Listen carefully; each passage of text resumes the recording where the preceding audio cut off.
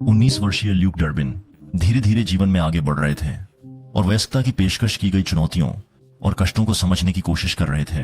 Luke अपनी माँ और बहन के साथ हॉलिसली सफॉक में रहते थे और अपने जीवन के एक नए चरण में प्रवेश करने की तैयारी कर रहे थे। स्कूल छोड़ने के बाद ल्यूक, जो गिटार बजाना पसंद करते थे, ने एसेक्स के कॉलेज ऑफ कोलचेस्टर में म्यूजिक टेक्नोलॉजी कोर्स में दाखिला लिया।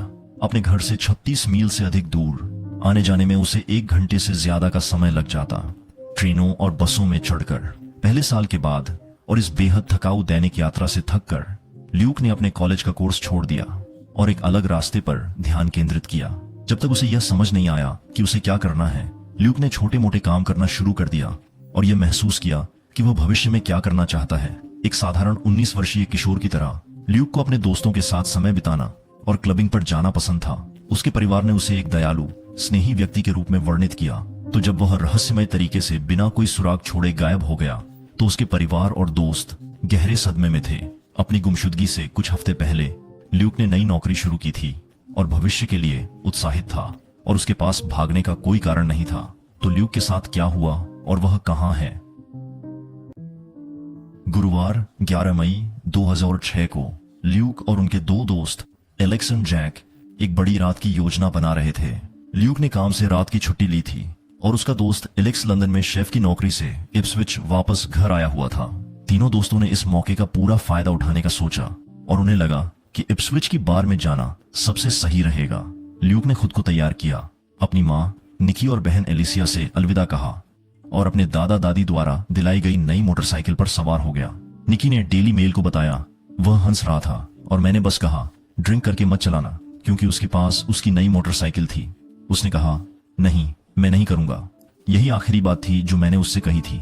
वह अपनी बाइक पर बैठा और तेजी से चला गया और मैं और एलिसिया रात का खाना खाने चले गए। ये आखिरी बार था जब हमने ल्यूक को जिंदा देखा। ल्यूक अपने दोस्त एलेक्स के घर की ओर तेजी से गया, जहां वह जैक से भी मिला। तीनों दोस्तों ने एक दूसरे से हालचाल पूछा और आगे की रात के बारे में बातें की। फिर उन्होंने अपने लोकल पब जाने का फैसला किया। ल्यूक ने एलेक्स के घर पर रुकने की योजना बनाई थी, इसलिए उसने एक साफ कपड़ों का जोड़ा, अपनी बाइक, अपना वॉलेट, चाबियां और अपना फोन वहीं छोड़ दिया।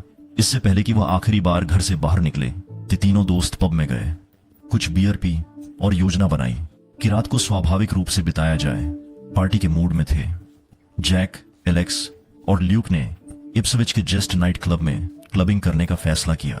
दुर्भाग्यवश एलेक्स ने बहुत जल्दी बहुत ज्यादा शराब पी ली और उसे जैक और ल्यूक को अकेले नाइट क्लब जाने के लिए छोड़ना पड़ा। एलेक्स को एक टैक्सी में बैठाकर भेज दिया गया, सुरक्षित, बिना यह जाने कि यह आखिरी बार होगा जब वह अपने सबसे अच्छे दोस्त को देखेगा। हमें पता है कि जैक और ल्यूक टैक्सी से इप्सविच पहुंचे और उन्हें जस्ट नाइट क्लब में ले जाया गया। दोनों ने कम से कम कुछ घंटों तक रात भर नाचते रहे। यहीं से डरावनी कहानी शुरू होती है।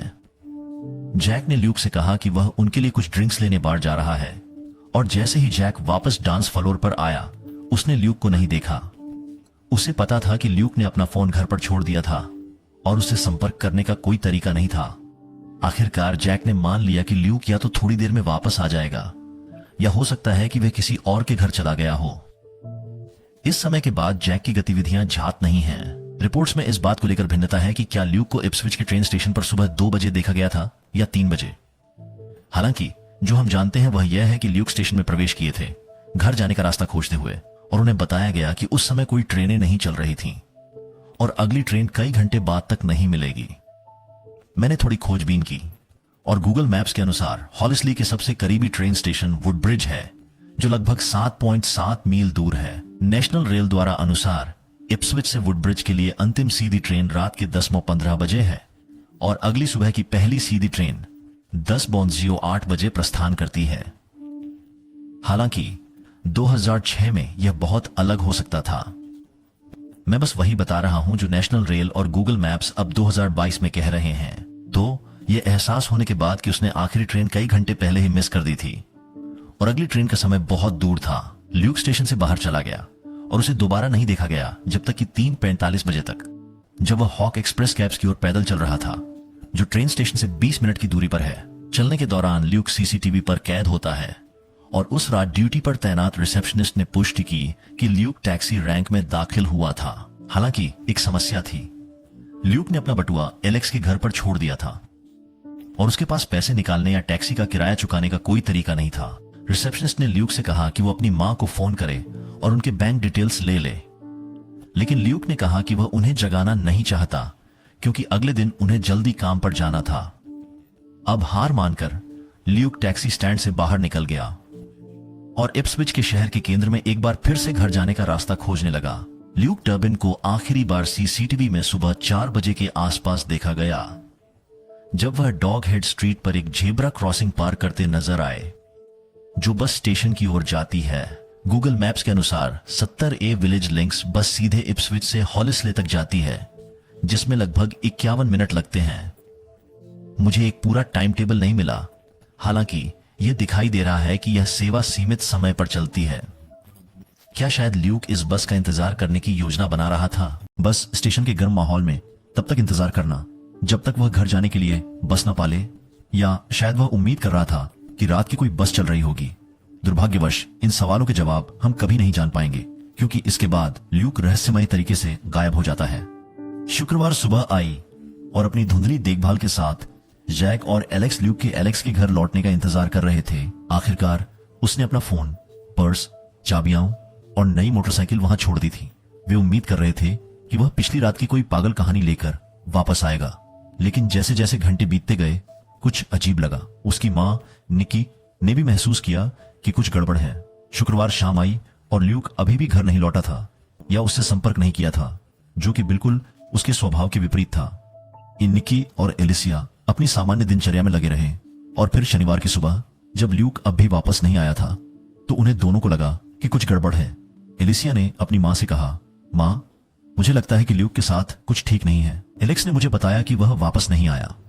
ल्यूक का फोन सीधे वॉइसमेल पर जा रहा था और उसे गुरुवार रात से शुक्रवार सुबह तक किसी ने नहीं देखा था। निक्की को तब सच्चाई का एहसास हुआ जब उसे ल्यूक के मैनेजर का फोन आया, जिसने ल्यूक की गैरहाजिरी के बारे में पूछा क्योंकि वह काम पर नहीं पहुंचा था। निक्की ने डेली मेल को बताया, मुझे पता था कि वह अपनी बॉस को कितना पसंद करता है और मुझे पता था कि वह उसे निराश नहीं करेगा। उसके पास उसके कपड़ों के अलावा कुछ भी नहीं था। मुझे लगता है कि उस वक्त मेरे भीतर एक भयानक मौन उन्माद हावी हो गया था। निक्की ने फुर्ती से अपना फोन उठाया और अस्पतालों के निप स्विच पर कॉल करने लगी, लेकिन ल्यूक को वहां भर्ती नहीं किया गया था और उनकी पहचान के अनुसार कोई अज्ञात मरीज भी नहीं था। अपने पेट में एक बीमार करने वाली भावना के साथ निक्की ने 999 पर कॉल किया और अपने बेटे की गुमशुदगी की रिपोर्ट की। शुरुआत में सुफक पुलिस विभाग को लगा कि ल्यूक मादक अवस्था में नदी में गिर गया होगा, लेकिन विस्तृत खोजों में उसका कोई निशान नहीं मिलने पर उन्होंने अपनी खोज को और आगे बढ़ाया। गवाहों का साक्षात्कार लेने और उस रात के सीसीटीवी फुटेज की समीक्षा करने के बाद जब ल्यूक गायब हो गया, उन्होंने एक महत्वपूर्ण सुराग खोजा। जैसे ही ल्यूक को डॉग्स हेड स्ट्रीट पर जेब्रा क्रॉसिंग पार करते हुए देखा गया, उसी समय एक चांदी या सफेद रंग की वोल्वो 440 गाड़ी, जिसका पंजीकरण माइक 206 लीमा यानी इको था, धीरे धीरे उसके पास से गुजरती देखी गई। अधिकारियों ने पाया कि गाड़ी के पंजीकरण प्लेट्स नकली थे, जो उनके शक को बढ़ा रहा था कि शायद गाड़ी में बैठे लोग ल्यूक की गुमशुदगी में किसी तरह शामिल हैं। साल 2022 तक एसफॉक पुलिस अब भी उस सिल्वर या व्हाइट वोल्वो 440 के मालिक से बात करना चाहती है, जिसे ल्यूक की गुमशुदगी की रात डॉग्स हेड स्ट्रीट पर देखा गया था। ल्यूक की रहस्यमय गुमशुदगी से जुड़ी 440 वोल्वो अकेली गाड़ी नहीं है। 13 मई 2006 को सुबह 11 बजे से दोपहर 2 बजे के बीच ल्यूक के दोस्तों ने रिपोर्ट किया कि उन्होंने उसे वुडब्रिज में टरबाइन सेंटर पर एक गहरे नीले रेनॉल्ट मेगन में देखा था, जो इप्सविच से 8.9 मील और उसके होलिस्ले में घर से सिर्फ 7.6 मील की दूरी पर था। उसके दोस्तों ने बताया कि कार को एक अज्ञात व्यक्ति चला रहा था और उसमें एक और व्यक्ति बैठा था।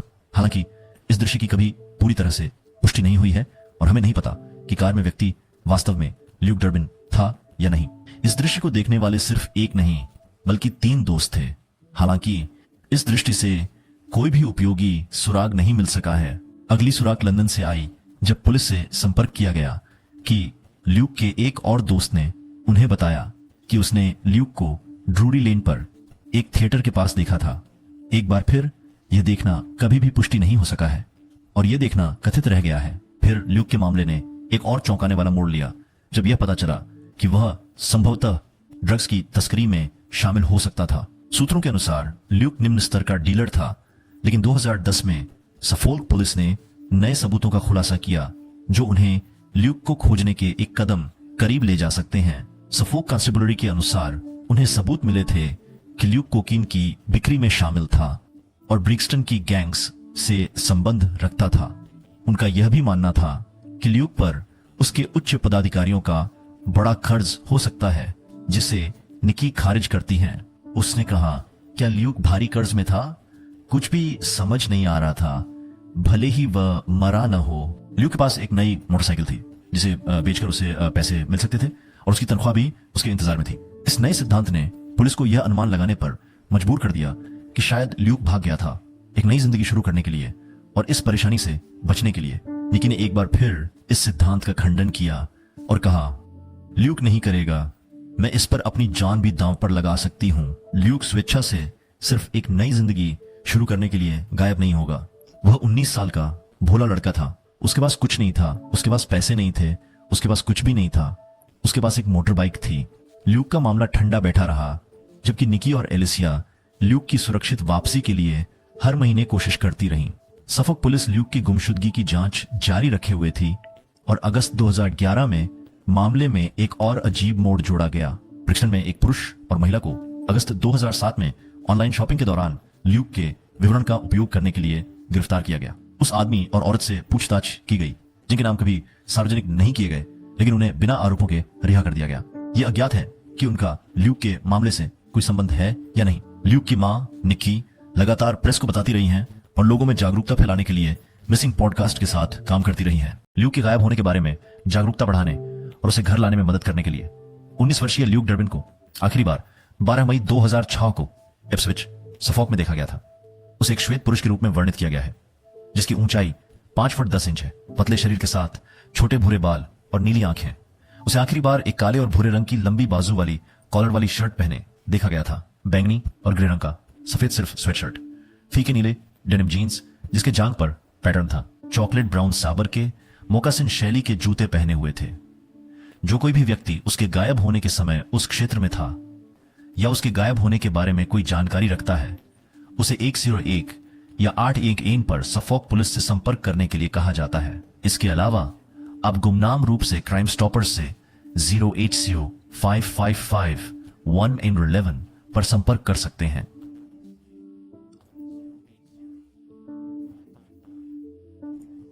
यही इस विषय पर सब कुछ है। सुनने के लिए बहुत बहुत धन्यवाद। अगर आपने अभी तक नहीं किया है तो कृपया लाइक करें, शेयर करें और सब्सक्राइब करें।